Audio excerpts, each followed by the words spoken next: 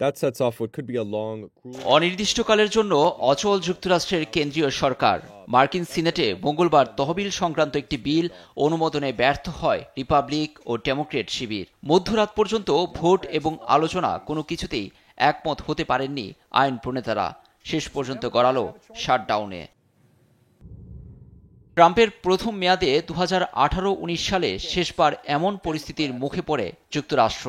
এমন বিপর্যয় ঠেকাতে ব্যর্থ হলে ফেডারেল কর্মীদের গণহারে ছাঁটাইয়ের হুমকিও দেন প্রেসিডেন্ট ডোনাল্ড ট্রাম্প। গড়িমসি করলে ডেমোক্রেটদের জন্য খুব খারাপ হবে বলেও জানিয়ে দেন। এতে পরিস্থিতি আরও খারাপ হয়। তখনই বিশেষজ্ঞরা ধারণা করেছিলেন শাটডাউনের ঝুঁকিতে পড়ছে কেন্দ্রীয় সরকার। 1980 সালের পর থেকে এ পর্যন্ত 15 বার মার্কিন সরকারের কার্যক্রম আংশিকভাবে শাটডাউন। বাজেট পাস ব্যর্থতায় ট্রাম্প প্রশাসনের কড়া সমালোচনা করছে নানা মহল। একে অপরকে দুষছে রিপাবলিক ও ডেমোক্রেট আইন প্রণেতারা। সাবেক মার্কিন ভাইস প্রেসিডেন্ট কমলা হ্যারিস রিপাবলিকান নিয়ন্ত্রিত সিনেটকে দায়ী করে এক্সে পোস্ট দিয়েছেন। আর হাউস স্পিকার মাইক জনসনের অভিযোগ, ডেমোক্রেটরা ইচ্ছাকৃতভাবেই সরকারকে বিপদে ফেলতে এ তহবিলের বিপক্ষে ভোট দিয়েছেন।